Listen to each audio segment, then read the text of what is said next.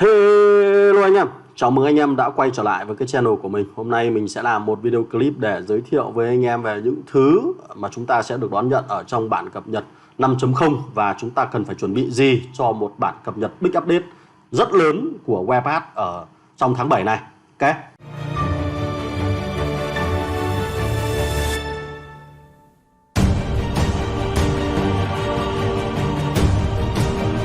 Clip này sẽ rất dài, mong anh em có thể theo dõi hết clip này. Ok. Rồi, trước tiên thì chúng ta sẽ cùng điểm qua những thứ chúng ta được kỳ vọng sẽ thay đổi ở bản 5.0, mà đây là theo như lời hứa của nhà phát hành cũng như là đội ngũ dev đã chia sẻ với chúng ta trong những cái lần mà tiếp thu phản hồi của dev đối với cộng đồng của người chơi. Thì mình sẽ chắt lọc ra ở đây những thứ liên quan đến bản cập nhật 5.0 để anh em chúng ta sẽ cùng theo dõi cho nó dễ hơn. Cái câu hỏi là bộ binh có thể quay trở lại chiến trường hay không? Đây là một trong những đơn vị mà có lẽ là vắng bóng ở trong WebPass rất lâu rồi. Và thậm chí là nhiều người chơi cho rằng bộ binh là một trong những đơn vị chủ lực của chiến tranh thế giới thứ hai. Tuy nhiên là trong trò chơi game này thì không mấy khi chúng ta sử dụng đơn vị bộ binh ở trên các cái trận chiến ở ngoài chiến trường. Ở đây thì anh em có thể nhìn thấy về hai cái dòng, một là Paratrooper Unit và hai là bộ binh có thể được búp trở lại hay không. Thì đây là hai cái câu hỏi của người chơi và dev đã trả lời rằng là chúng tôi sẽ giới thiệu một cái cơ chế búp mới dành cho bộ binh hoặc là upgrade mới cho bộ binh và tối ưu hóa sức mạnh của các đơn vị bộ binh trong nửa cuối của năm nay. Nửa cuối của năm nay có nghĩa rằng là chúng ta sẽ có thể nhìn thấy các đơn vị bộ binh quay trở lại chiến trường vào cỡ quãng độ tháng 8 trở đi. Mình nghĩ là như vậy nhưng mà còn cũng không biết như thế nào. Bởi vì nếu như anh em có thể để ý ở trong cái phần nghiên cứu nhánh công nghệ tác chiến nâng cao thì chúng ta còn có 3 cái bí ẩn khoa học liên quan đến bộ binh mà chưa được unlock. Thì rất mong chờ xem bộ binh nó sẽ thay đổi cơ chế mới và cách chơi mới như thế nào, và liệu rằng bộ binh có thể quay trở lại chiến trường hay không thì chúng ta sẽ cùng đón chờ xem. Cái thứ hai là sự xuất hiện của các đơn vị hiện đại. Thì cái này là cái mà chắc chắn sẽ có rồi, và chúng ta có thể quan sát được rất nhiều các động thái mới đây của đội ngũ dev liên quan đến các phản hồi cho người chơi liên quan đến những cái đơn vị hiện đại. Thì mình đã chia sẻ trong buổi livestream ở chủ nhật tuần trước rằng là dev đã có những cái trưng cầu ý kiến của người chơi về việc đưa các đơn vị hiện đại vào trong game. Và cái điều này có lẽ là chắc chắn chúng ta sẽ được gặp các đơn vị hiện đại, ví dụ như xe tăng hiện đại, máy bay hiện đại hoặc là pháo hiện đại vào trong cái trò chơi game WebPass này. Và có rất nhiều anh em ở trong cộng đồng game WebPass lo ngại hoặc là lo lắng về cái vấn đề các đơn vị hiện đại này nó sẽ được cập nhật ở trong bản 5.0 và có thể nó sẽ được cân bằng cho cả những người chơi free to play một cách hợp lý nhất. Hiện tại thì mình vẫn chưa rõ cơ chế để đưa vào như thế nào, có thể upgrade từ những đơn vị hiện có lên một cái tầm cao mới, hay là ra hẳn một cái đơn vị mới, một cái nhanh mới. Cái này thì chúng ta hoàn toàn có thể phải chờ đợi tiếp theo để liệu rằng đơn vị hiện đại này nó sẽ như thế nào. Nhưng mà mình nghĩ rằng 5.0 sắp đến rồi, và cái việc có những đơn vị hiện đại là chắc chắn là chúng ta sẽ được đón nhận vào trong trò chơi game này. Cái thứ ba là cái sự tiến hóa của các unit. Thì cái này đội ngũ dev cũng đã chia sẻ rất nhiều ở trong các cái phản hồi của người chơi ở rất nhiều tuần gần đây. Thì mình có trích dẫn ra 3 cái nội dung liên quan đến cái phần tiến hóa của các unit ở trong cái trò chơi game này. Một là để tối ưu hóa cho tương lai thì chúng ta áp thêm cái unit hoặc là làm đa dạng các cái đơn vị chiến đấu ở trên bản đồ, thay vì chỉ có ML, SH, pháo và máy bay. Thì cái này nhà phát hành cũng đã hứa là cũng sẽ có những cái đơn vị mới và mang một cái cơ chế gameplay mới vào trong trò chơi game này. Và hứa hẹn là ở bản cập nhật 5.0 chúng ta sẽ có rất nhiều các đơn vị mới nhé.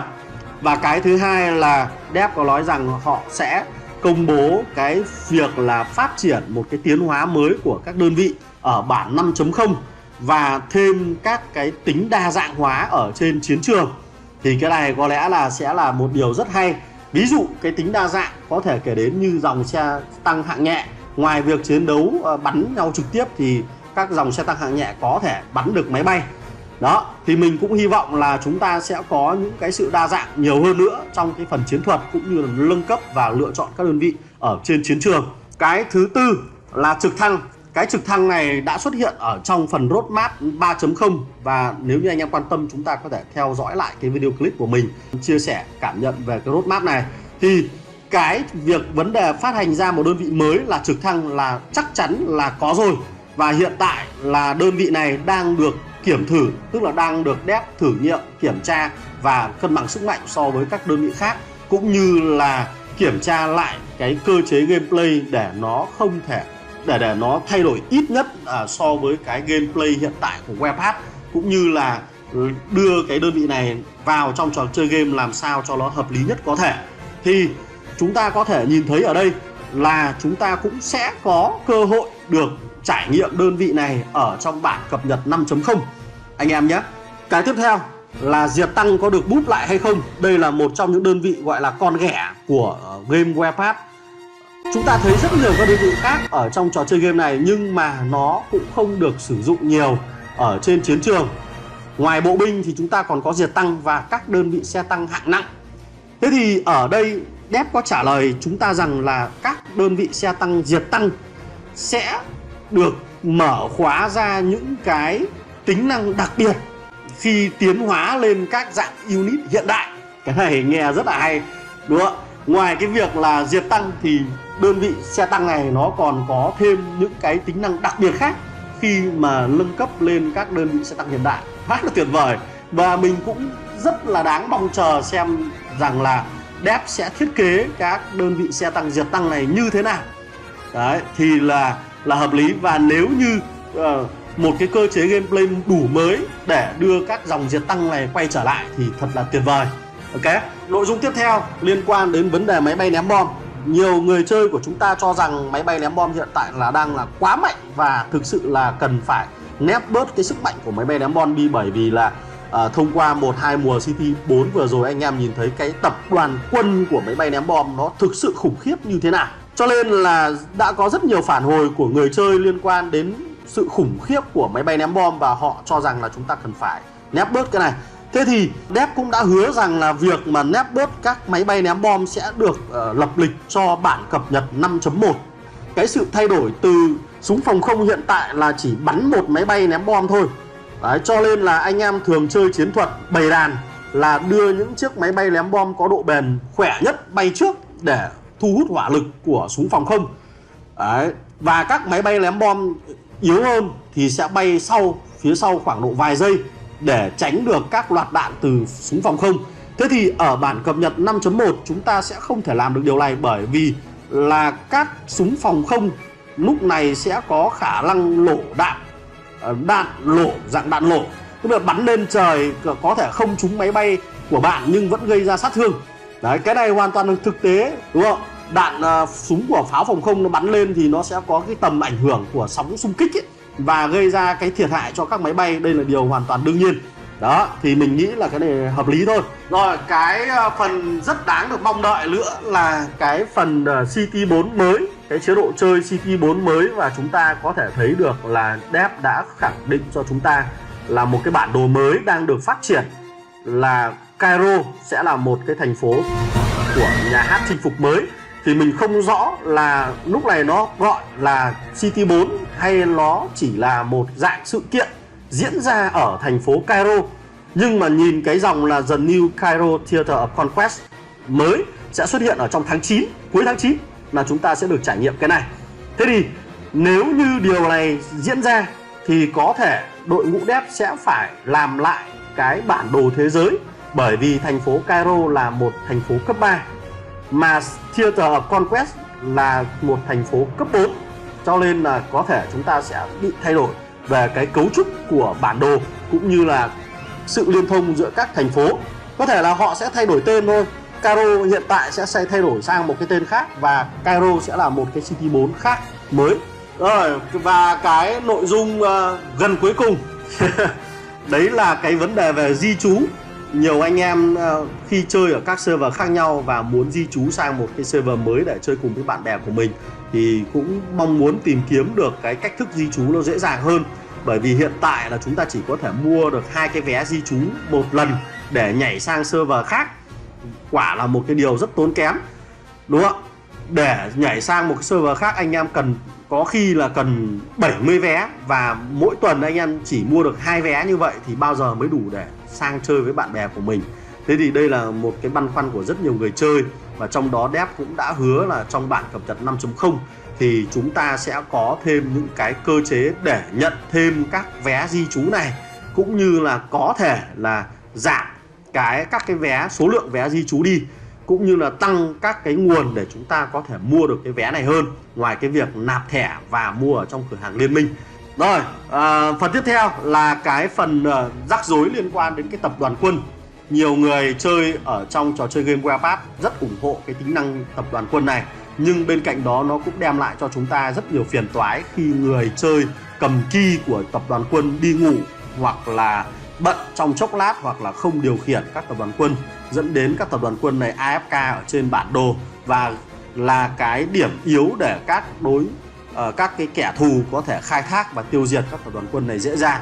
Cho nên là chúng ta mong muốn là có thể tắt cái tính năng tập đoàn quân, hoặc là phân rã các tập đoàn quân này khi mà nó offline, thì đây là một tính năng sẽ được công bố ở trong bản cập nhật 5.0. Anh em cứ bình tĩnh mà chờ đợi thôi.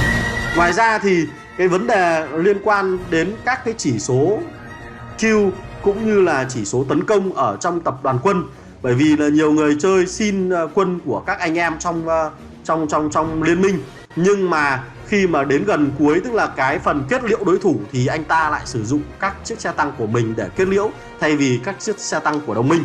Như vậy thì nó sẽ có sự chênh lệch về chỉ số kill rất lớn giữa các đơn vị.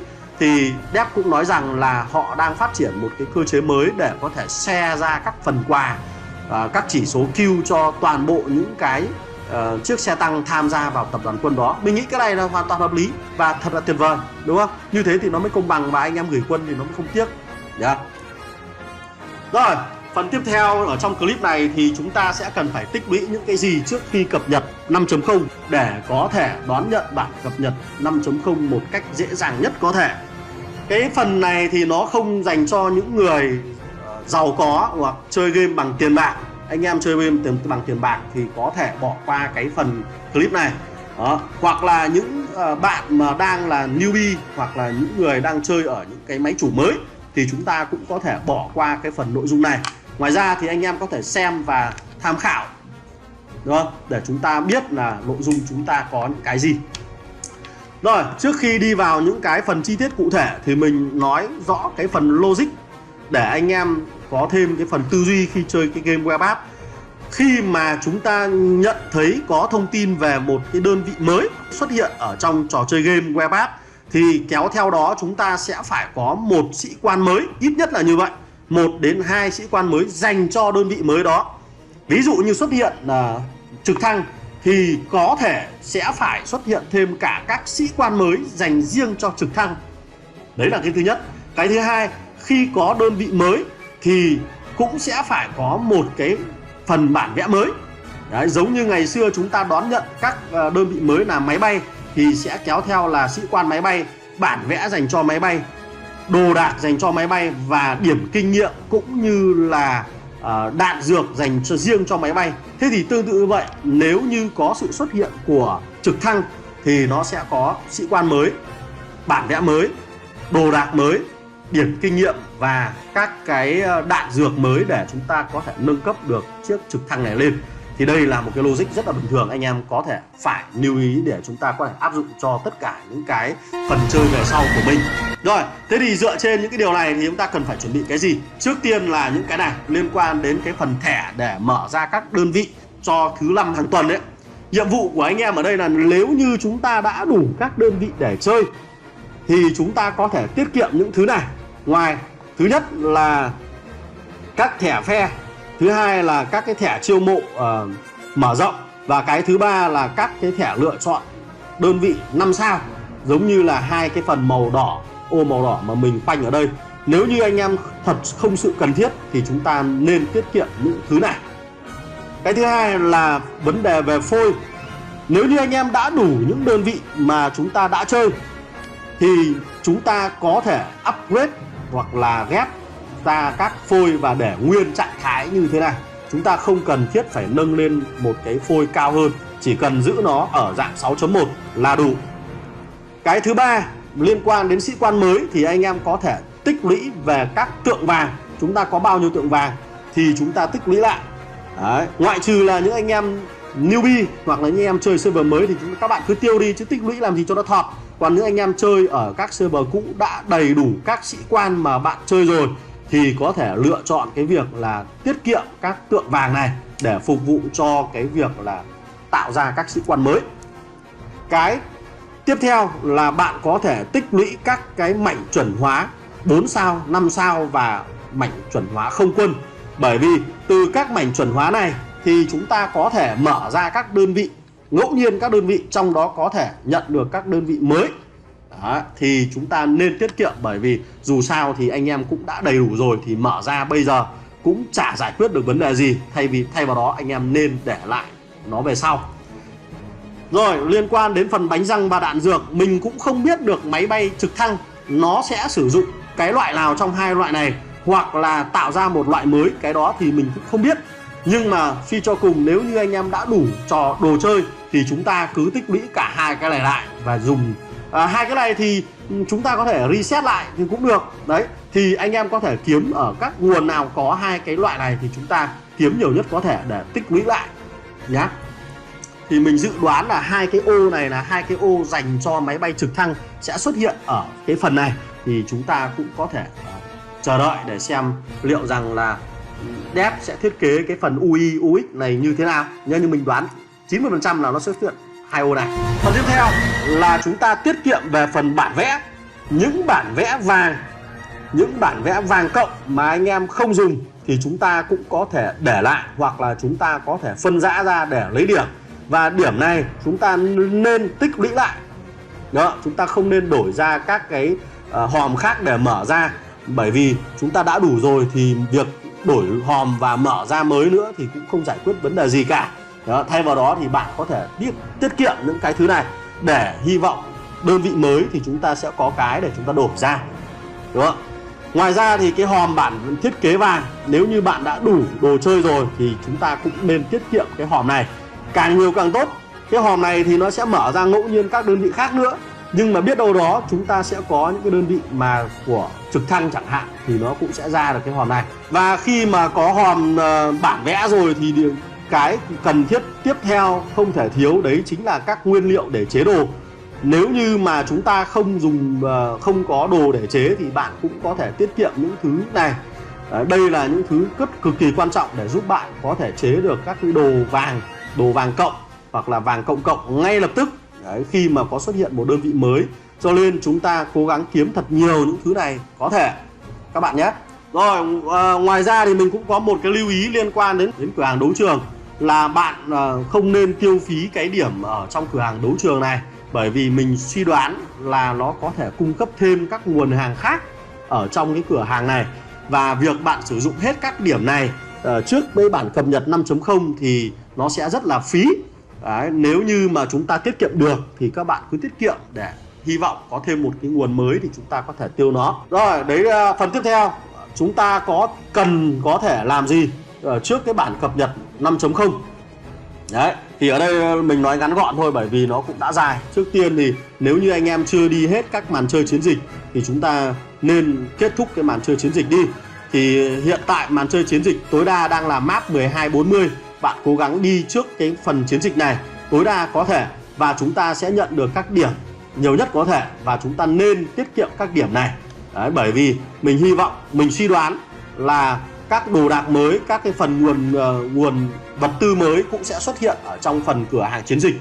Do đó chúng ta nếu như không thật sự cần thiết thì các bạn nên tiết kiệm những cái phần điểm này. Cái tiếp theo bạn có thể làm đấy là nếu như bạn có điều kiện về kinh tế thì bạn có thể tập trung vào nhánh máy bay và nghiên cứu mắc nó lên có thể. Bởi vì khi mà trực thăng ra đời, nếu như trực thăng ở trong nhánh máy bay này thì nó có thể được hưởng lợi cái điều đó. Còn nếu như mà nó xuất hiện một nhánh khác dành riêng cho trực thăng thì có lẽ là hên xui, đúng không? Và cuối cùng liên quan đến cái trung tâm tác chiến thì nhiều anh em cho rằng cái trung tâm tác chiến này đang bị phế. Nhưng mình xin thưa rằng nếu như anh em có thời gian, chúng ta nên clear hết các cái màn chơi của trung tâm tác chiến Và mỗi ngày anh em nên vào nhận các cái phần lượt chơi cũng như là cái phần tiền tác chiến tối đa, để hy vọng là bản cập nhật 5.0 nó sẽ kèm theo những cái kho hàng ở trong này và các phần màn chơi khác nữa. Đấy, để từ đó chúng ta có thể sử dụng tiền để mở khóa ra các cái mục nó ưu việt hơn. Ok, cái này thì mình cũng không dám chắc, nhưng chắc chắn cái phần này nó sẽ có một cái lợi ích rõ ràng khác mà chúng ta có thể đón nhận ở bản 5.0. Rồi, cái câu hỏi lớn nhất sau khi anh em xem xong cái clip này đấy là bao giờ có bản cập nhật 5.0? Đây là điều mà rất nhiều người chơi mong đợi, bởi vì từ cái thời gian này thì anh em có thể cân nhắc cái việc mà chúng ta tích lũy những thứ ở trước đây. Rồi, thế thì để trả lời được câu hỏi đó thì có lẽ chúng ta sẽ phải xem lại cái phần roadmap 3.0 để xem lộ trình nó đến đâu rồi. Thì hiện tại là chúng ta đang ở tháng 7 và những cái nội dung mà nằm ở trong phần khung màu xanh đã được công bố cho anh em trải nghiệm rồi. Bao gồm những cái mới đây nhất là liên quan đến sĩ quan dành cho bộ binh, chúng ta có pháo đài thép. Sĩ quan dành cho máy bay, chúng ta có bóng ma địa cực. Chúng ta có sĩ quan mới dành cho pháo binh, đấy chính là thần kiếm quốc gia. Và ba cái nội dung tiếp theo là chúng ta chưa đón nhận được ở trong tháng 7 này.